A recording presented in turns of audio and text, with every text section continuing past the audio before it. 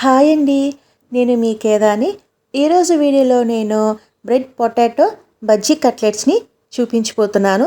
ఈ రెసిపీ చాలా టేస్ట్గా ఉంటుంది. అంతేకాదు టీ టైమ్ స్నాక్స్ రెసిపీ కూడా సూపర్గా ఉంటుంది.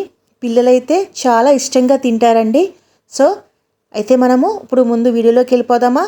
దానికోసం ముందుగా నేను 2 బంగాళదుంపలను ఇలా ఉడికించి తీసుకున్నానండి.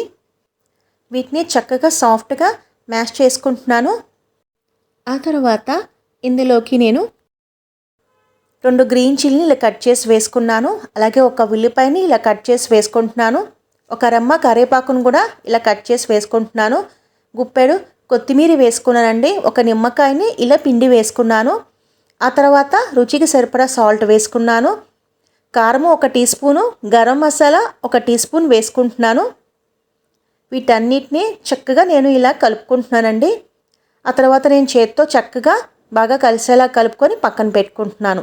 ఈలోపు నేను ఒక 4 బ్రెడ్ స్లైసెస్ని తీసుకున్నానండి. సో నేను ఎడ్జెస్ని ఇలా రిమూవ్ చేసేసుకున్నాను. ఒక 4 వరకు తీసుకున్నానండి. సో ఇప్పుడు నేను వీటిని ఇలా వాటర్లో ఒక్కసారి ఇలా తడిపి వాటర్ని ఇలా రిమూవ్ చేసేసుకుంటున్నాను. ఆ తర్వాత నేను ఈ స్టఫింగ్ని లోపల ఇలాగా చక్కగా చూసారా, మీకు చూపిస్తున్నాను కదా, ఇలా నేను రెడీ చేసేసుకున్నాను. ఒక ప్లేట్లో వేసుకున్నాను కదా. వీటన్నిటిని నేను చక్కగా ఆయిల్లో ఫ్రై చేసుకుంటున్నానండి. పెద్ద మంట మీదే మనము కుక్ చేసుకోవాలండి.